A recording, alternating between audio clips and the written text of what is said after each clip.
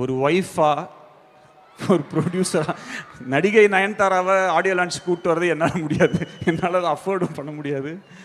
But I don't know இதுக்கு நான் என்ன சொல்லணுன்றது எனக்கு தெரியாது.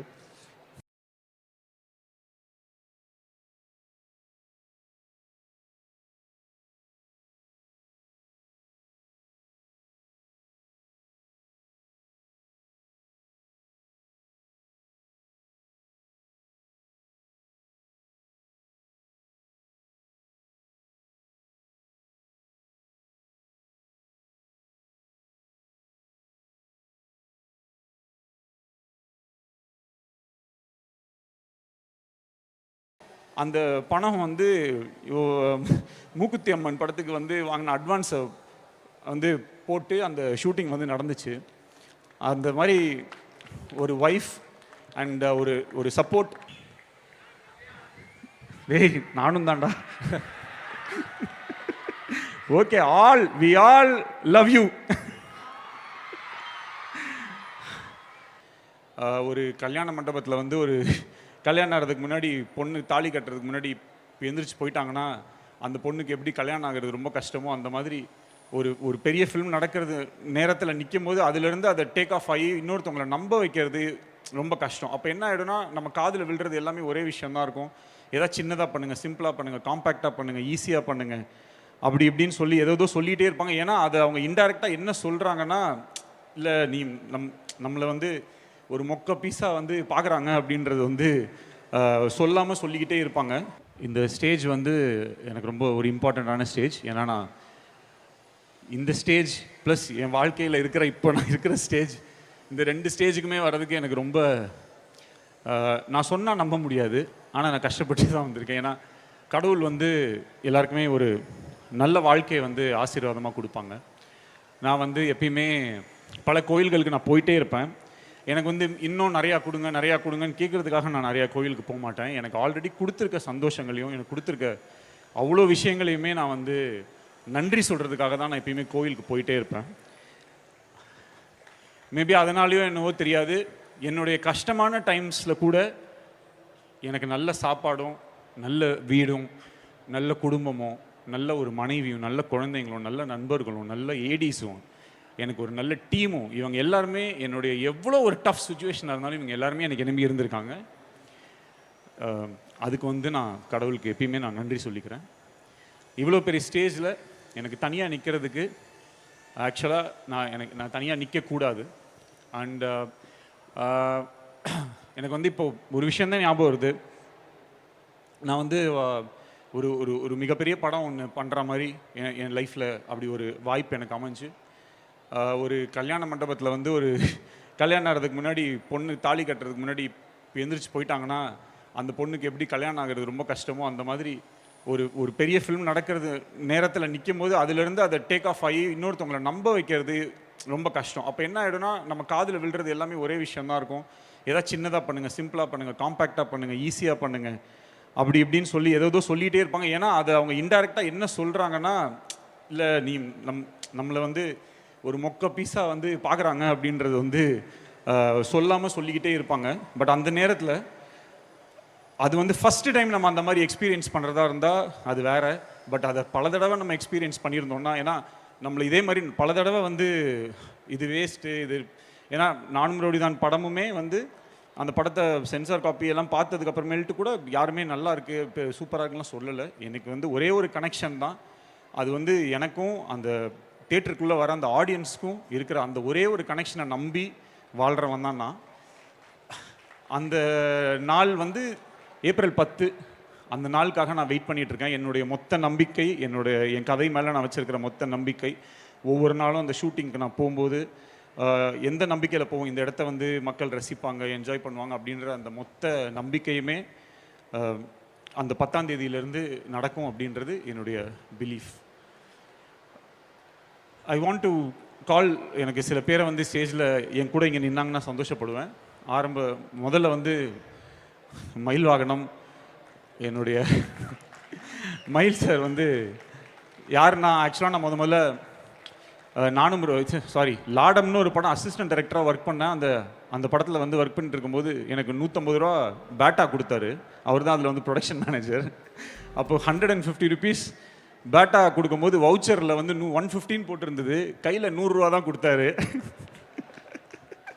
என்னடா அது 150 ரூபா போட்டுட்டு கையில் 100 ரூபா கொடுக்குறாரு அப்படின்னு யோசித்தேன். அப்போவே டிசைட் பண்ணிட்டேன், நாளைக்கு படம் ப்ரொடியூஸ் பண்ணால் இவரை கூட வச்சுக்கணும்.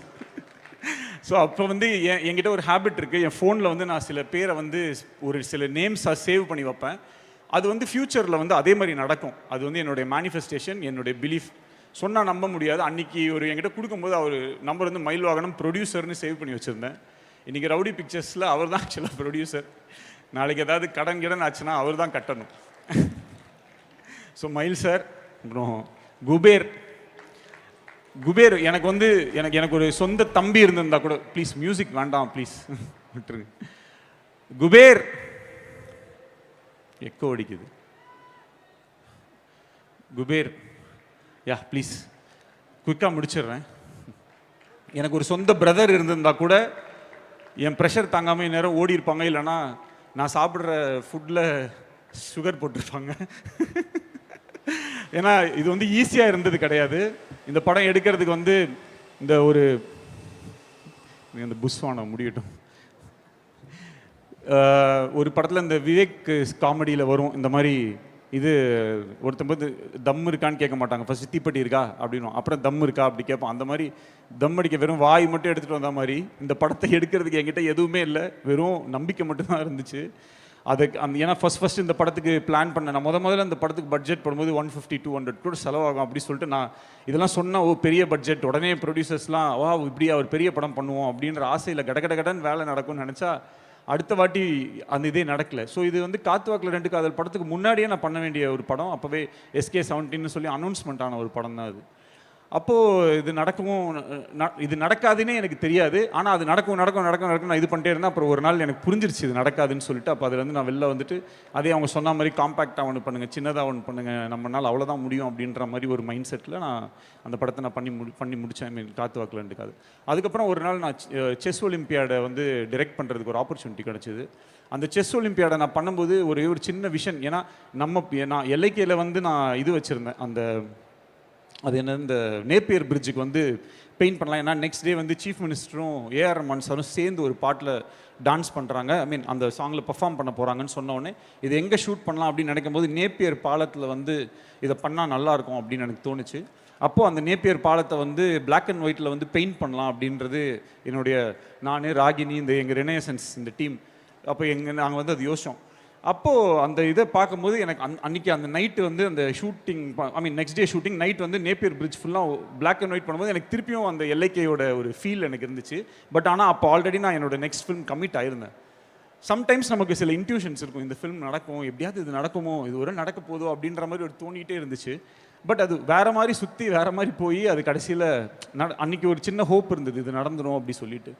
அப்புறம் அங்கேருந்து அப்படியே சென்னையோடைய ஃபியூச்சரிஸ்டிக், ஏன்னா ஒரு டிரெக்டராக ஒரு ஃபில்ம் மேக்கருக்கு வந்து இருக்கிற பிக்கஸ்ட் பிளெஸிங் என்னென்னா அவங்க என்ன வேணால் கற்பனை பண்ணலாம், அது வந்து நிஜத்தில் அவங்க வாழ்க்கையில் நடக்கும். இப்போது ஒரு டிரெக்டர் ரொம்ப பெரிய பணக்காரனாக இருக்க மாட்டான், ஆனால் அவன் படத்தில் இருக்கிற சில கேரக்டர்ஸை ரொம்ப பணக்காரனாக காட்டுறது, சந்தோஷமாக காட்டுறது, ரொம்ப ஒரு நிறைய நல்ல விஷயங்களாக காட்டுறது வந்து ஒரு டிரெக்டருக்கே கிடைக்கிற ஒரு பெரிய புண்ணியம் அது. அவங்களுக்கு அந்த ஒரு ஸ்பெஷாலிட்டி இருக்குது. நம்ம என்ன வேணாலும் நம்மளோட கற்பனை எல்லாத்தையுமே சினிமாக்குள்ளே சொல்லலாம். நம்ம சொன்னோன்னா ரெயின் அப்படின்னா ரெயின் வரும், ரெயின் கட் அப்படின்னா ரெயின் கட் ஆகிடும், ட்ரெயினை பேக்கில் போக சொல்லலாம், ஃப்ரண்ட்டில் வர சொல்லலாம். இதெல்லாம் ஒரு டிரெக்டருக்கு கிடைக்கிற ஒரு கிஃப்ட். அந்த மாதிரி தான் எனக்கும். ஸோ நான் பார்க்கணுன்னு நினைக்கிற ஒரு சென்னையை, நான் நினைக்கிற இந்த ஃப்யூச்சரில் இந்த உலகம் எப்படிலாம் இருக்கணும்னு நினைக்கிறது எல்லாத்தையுமே இந்த படத்தில் எனக்கு வந்து அந்த கோலிவுட் அப்படின்னு, இப்போ நான் LAல நான் போகும்போது ஹாலிவுட்னு ஒரு போர்டு இருக்கும், அதே மாதிரி கோலிவுட்னு ஒரு போர்டு இருக்கணும். இந்த மாதிரிலாம் ரொம்ப ட்ரீம்ஸ்லாம் இருந்தது. அதெல்லாம் படத்துக்குள்ளே இன்கார்பரேட் பண்ணணும் அப்படின்ற ஒரு ஆசையோடு இந்த ஃபில்மை வந்து பண்ணேன். இப்போ இந்த ப்ராசஸ்க்குள்ளே போகும்போது என்ன ஆயிடுச்சுன்னா ரொம்ப டஃப் ஆகிடுச்சு. அப்போது எனக்கு ஒரு டீம் இருந்துச்சு. ஸோ இந்த பிக் ஃபில்ம் ஒன்று நடக்க வேண்டிய ஃபில்ம் ஒன்று அப்படியே டக்குன்னு ஓவர் நைட்டில் எல்லாமே மாறிடுச்சு, லைஃபே தலைகீழ மாறிடுச்சு. ஸோ என்ன பண்ணுறதுன்னு தெரியல. ஆனால் அந்த டைம்லேருந்து இப்போ வரைக்கும் சில பேர் என் கூடவே என்ன பிலீஃபில் இருந்தாங்களோ தெரியாது, என் கூடவே இருந்தாங்க. ஹரீஷ் வா, திவ்ஸ், திவ்ஸ் வந்து எங்கே திவ்ஸ் டக்குன்னு வா, டைம் இல்லை. திவ்ஸ் வந்து இபி பல டைம் வந்து என்ன ஆகிடும்னா, நாங்கள் இப்போ டெல்லி சண்டிகர் அந்த மாதிரிலாம் ஷூட் பண்ணுவோம். ரொம்ப கஷ்டமாக இருக்கும் ஷூட்டிங். எங்களால் அந்த பேமெண்ட்ஸோ அந்த விஷயத்தெல்லாம் ஆன் டைம் பண்ண முடியாது. ஸோ பீயிங் அ கேர்ள், அவள் வந்து ஒரு இபியை அதை ஹேண்டில் பண்ணால், அவளுக்கு வந்து அவ்வளோ மோசமாக வந்து அடுத்த நாளில் வந்து அவ்வளோ பிரச்சனைகள் இருக்கும். அதை எப்படி அவள் ஒரு ஒரு லேடியாக வந்து ஃபேஸ் பண்ணியிருப்பான்னு எனக்கு சத்தியமாக தெரியாது. தேங்க்யூ தேங்க்யூ திவ்ஸ். அண்ட் பார்வதி ஸ்ரீதரன், இவ வந்து ஃபஸ்ட்டு 2018 இந்த படம் ஸ்டார்ட் ஆகும்போது முதல்ல எல்ஐகே அப்போ இருந்த லவ் இன்சூரன்ஸ் கார்பரேஷனாக இருக்கும்போது வந்து ஜாயின் பண்ணி, அப்போலேருந்து சார் நீங்கள் ஆடியோ லான்ச்லாம் வைப்பீங்களா, ஆடியோ லான்ச் வச்சாச்சு Parvathi, please come. So thank you. இந்த படத்தில் இருக்கிற காஸ்டியூம்ஸோ இல்லை இந்த படத்தில் இருக்கிற சிஜி இந்த மாதிரி விஷயங்கள் ரொம்ப ஸ்வீட்டாக இருந்துச்சுன்னா, கரெக்டாக இருந்துச்சுன்னா, இந்த credit goes to my team. And I want all my ADs here please. Binu and Prasanna வந்து பிரதீப் சார் வந்து அவங்க படத்துக்கு செலக்ட் பண்ணி வச்சிருந்த ஏடி. அவர் வந்து எப்படி செலக்ட் பண்ணியிருக்காருன்னா, இந்த ஆர்மியிலலாம் சில படத்தில் வந்து ஆர்மியில் சில சோல்ஜர்ஸை காட்டுவாங்க. அவங்க எப்படின்னா, அந்த ஒரு ரொம்ப இக்கட்டான சூழ்நிலை இருக்கும். இந்த நேரத்தில் யாராவது ஒருத்தர் போய் அவங்க உயிரை கொடுத்து மொத்த பேரையுமே காப்பாற்றணும்னு ஒரு 2 பேர் இருப்பாங்க. சார் நான் போகிறேன் சார் சொல்லிட்டு போய் டமட்டமன்னு ஷூட் பண்ணி அவங்க இறந்துருவாங்க. அந்த மாதிரி ஒரு 2 பேர் தான் இந்த பினு, இந்த பிரசனம். இவங்களை வந்து அவர் கண்டுபிடிச்சி வச்சிருக்காருன்னா அவருடைய புத்திசாலித்தனத்தை பாருங்க. ஜெகன் சார், செல்வா, திவாகர், ஏடிஸ்னா எல்லாம் ப்ளீஸ்டா, டைம் இல்லைடா, போலீஸ் வேறு எதுவும் சொல்லலாம்டா. லெனின், ஒன் ஆஃப் த, இவனெல்லாம் பெரிய டைரக்டர் ஆகிடுவான். இப்போயே என் ஸ்டேஜில் ஒரு அடி பார்த்துருங்க. லெனின், திவாகர், எது பாலா, நம்ம டீம் மட்டும் அப்படியே வந்துடுங்களேன் ஃபாஸ்ட்டாக ப்ளீஸ். அஜித் வா, அஜித் வா. அந்த இதில் ஒரு பரிதாபங்களில் ஒரு இது வரும்ல, 10 ரூபா 30 ரூபாய்க்கு வேலை செய்வான் 3 நாளைக்கு ஷார்ட்ஸ். அந்த மாதிரி இவன் வேலை செஞ்சதுக்கெலாம் நான் கொடுக்கணுன்னா மொத்தம் இந்த படத்தோட மொத்த பட்ஜெட் இவங்ககிட்டே கொடுத்துடலாம். ஏன்னா அவ்வளோ வேலை செஞ்சுருக்கான் அந்த பையன். Thank you Ajith, thank you so much. So இப்போது இந்த படத்தை ஆண்டனி கம் இது அப்புறம் இந்த படத்தை எடிட் பண்ணுறதுக்கு நான் ரொம்ப கஷ்டப்பட்டேன். ஏன்னா எனக்கு வந்து என்கிட்ட எல்லாமே இருந்துச்சு, கான்ஃபிடன்ஸ் மட்டும் பெருசாக இல்லை. ஏன்னா இவங்களை தவிர வேறு யாருக்குமே என் மேலே வந்து பெரிய ஒரு கான்ஃபிடென்ட் இருக்க மாதிரி எனக்கு தெரியல. எல்லாத்துலேயுமே ஏதோ டவுட் இருக்க மாதிரி இருக்கும். ஸோ பிரதீப் ராகவ் கிட்ட வந்து நான் ப்ளீஸ் ப்ரோ வந்துருங்க, பிரதீப் ராகவ் கிட்ட நான் ஒரு வெர்ஷன் பண்ணுவேன், கட் பண்ணுவேன், இது பண்ணுவேன், அது பண்ணுவேன்.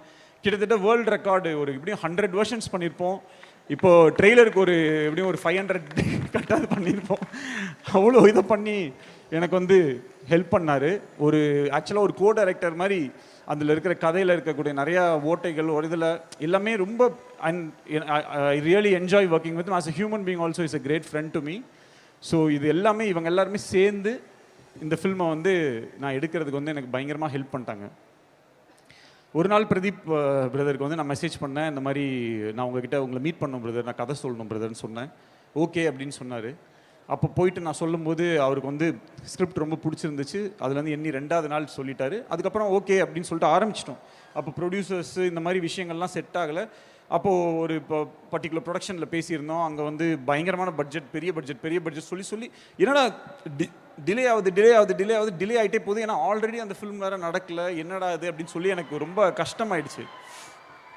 அதுக்கப்புறம் அங்கேருந்து மூவ் பண்ணி எப்படியோ கொண்டாந்து அவரை வந்து எப்படியோ கன்வின்ஸ் பண்ணி இது பண்ணும்போது நேராக ஒரு நாள் என்ன ஆயிடுச்சுன்னா, இந்த படம் நடக்குமா நடக்காதான்னு ஆகும்போது வேற ஒரு ஃபிலிம் இப்படிலாம் சில விஷயங்கள் வந்துச்சு. ஆனால் எனக்காக அவருக்கு வந்து அந்த டைமில் ஒரு மிகப்பெரிய ஆப்பர்ச்சுனிட்டி கிடச்சிது டு டிரெக்ட் அ ஃபிலிம்.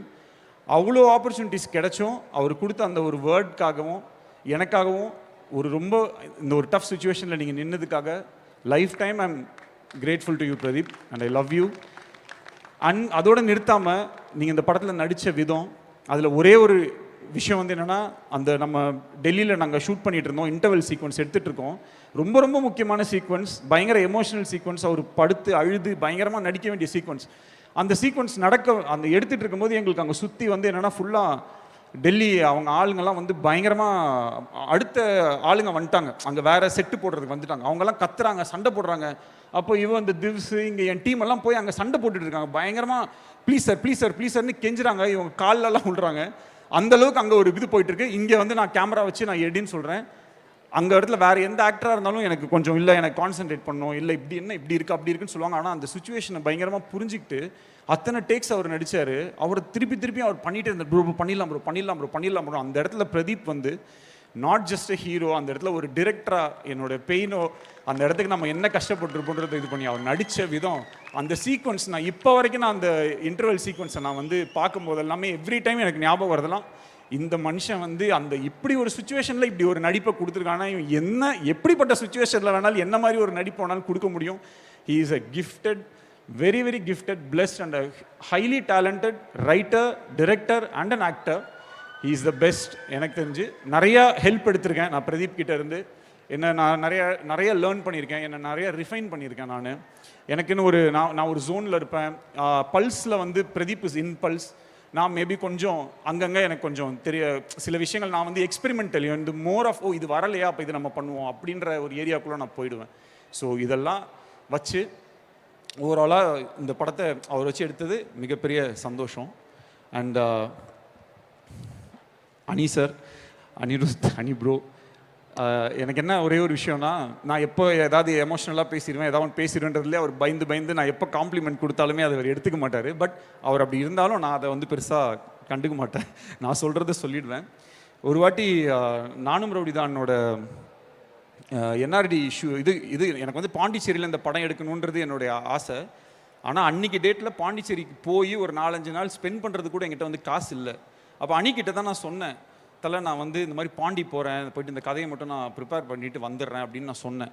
சொல்லிவிட்டு அப்போ ஆக்சுவலாக எவ்வளோ 200-250 ருபீஸ் இருந்தது பஸ்ஸில் போகிறதுக்கு வச்சுருந்தேன், அவ்வளோதான் இருந்துச்சு. அப்போது நான் போயிட்டேன் பஸ்ஸில் போயிட்டேன்.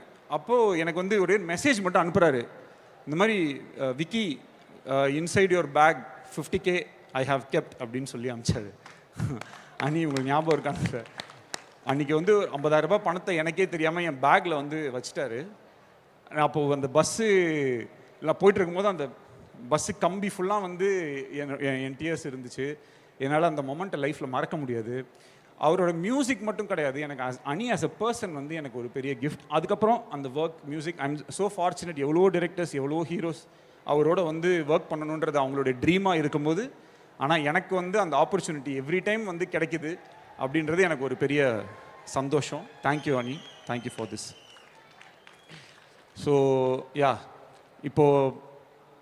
இப்போ இது எல்லாமே ஓகே. இப்போ இந்த படத்தில் அப்பப்போ ப்ரொடியூசர் நயன்தாரான்னு வந்துட்டே இருக்கு. நாங்கள் மலேசியாவுக்கு ஷூட்டிங் போகணும், அங்கே எல்லாமே ரெடி, எல்லாமே நான் பை குட்வில்ல நம்ம பேசியாச்சு. ஆனால் அங்கே இப்போ போகிறதுக்கு சில அட்வான்ஸஸ் சிலதான் பே பண்ணணும். அப்போது மார்க்கெட் வந்து கிராஷ், டோட்டலாக ஓடிடி மார்க்கெட்டுன்றது கிராஷ் ஆகிடுச்சு. ஸோ ஓவரால் பட்ஜெட்டை ரீஒர்க் பண்ணணும்னு சொல்லும்போது நம்ம ட்ரீம் வச்சுருப்போம் இல்லையா, இவங்க தான் இந்த படத்தை நடிக்கணும், இவங்க தான் இந்த படத்தை எடுக்கணும் அப்படின்றது நம்மளுடைய ட்ரீம். அப்போது திடீர்னு அந்த விஷயம் எல்லாத்தையும் நீ கட் பண்ணுங்கன்னா எனக்கு வந்து இந்த படத்தில் ஒரு ஃப்ரேமை கூட நான் நினச்ச மாதிரி எடுக்காமல் நான் போக மாட்டேன்றதில் நான் உறுதி ஆகிட்டேன். அப்போ எனக்கு என்ன பண்ணணும்னு தெரியல, ஷூட்டிங் எப்படியே நடந்தே ஆகணும்னு நான் இருந்தேன். அப்போ குபேர் கிட்ட தான் சொன்னேன், என்ன பண்ணுது, இல்லை வரல, இந்த ஷூட்டிங் இந்த ஸ்கெடியூல் தள்ளி தான் பண்ணணும் அப்படின்ற மாதிரி அவரும் சொல்லிட்டாரு. ஸோ என்ன பண்ணணும்னு எனக்கு தெரியல. அப்புறம் சரி நடக்காதுன்ற மாதிரி இருந்து திடீர்னு ஓகே டிக்கெட் போட்டாச்சு, போயிடலான்னொடனே மலேசியாவுக்கு போயிட்டோம். மலேசியாவில் போய் ஷூட்டிங் நடந்துடுச்சு. மலேசியாவில் இருக்கும்போது தான் எனக்கு வந்து தெரியும், அந்த பணம் வந்து மூக்குத்தி அம்மன் படத்துக்கு வந்து வாங்கின அட்வான்ஸை வந்து போட்டு அந்த ஷூட்டிங் வந்து நடந்துச்சு. அந்த மாதிரி ஒரு ஒய்ஃப் அண்ட் ஒரு சப்போர்ட். ஒய்ஃப்னா ஆக்சுவலாக நயன்தாராக்கு வந்து இந்த ஆடியோ லான்ச் இந்த மாதிரி விஷயங்கள்லாம் அவங்க வரமாட்டாங்க. இந்த மாதிரி ஒரு விஷயம் எல்லாமே இருக்குது.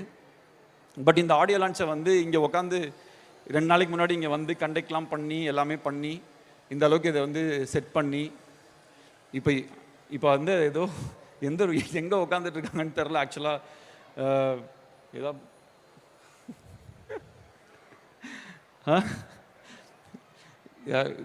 இது பண்ண முடியுமா? ஏன்னா இங்கே தான் இருக்காங்க. இங்கே இருக்காங்களா சார்? ஏன்னா இல்லை இங்கே தான், ஏன்னா இது என்ன இஃப் பாசிபிள் யாராவது ஒரு குபேர் யாராவது ஒருத்தர் கூப்பிட்டு வர முடியுமா ப்ளீஸ் எனக்காக? Oh my God.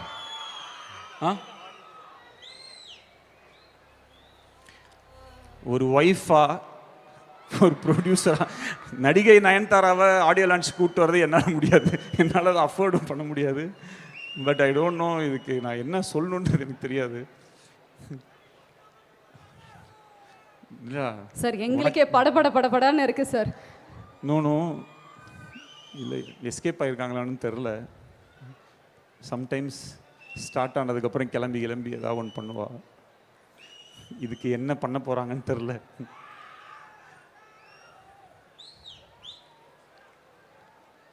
இருக்காங்களா? ஓய்,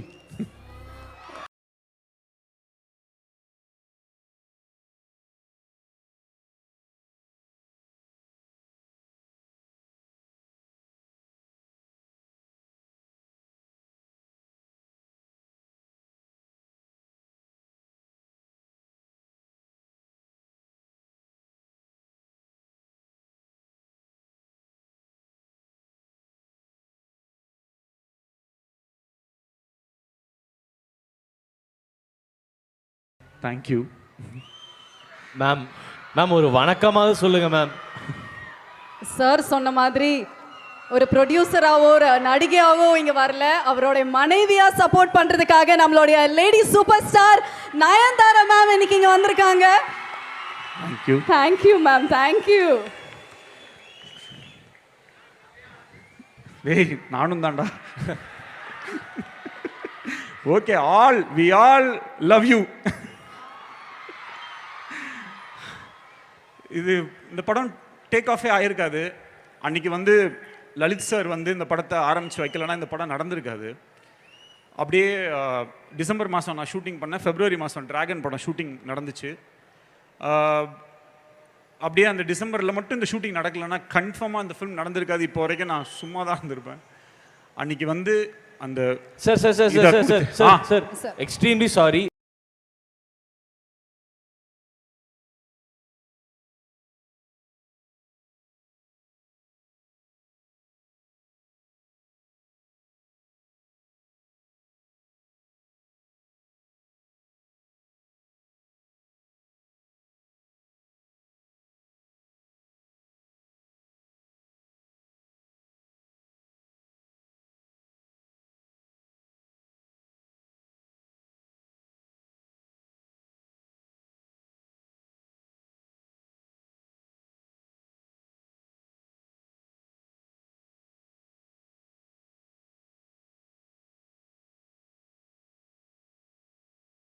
இங்கே கூப்பிட்டு வந்துட்டாங்களோன்னு நினச்சி பயந்து.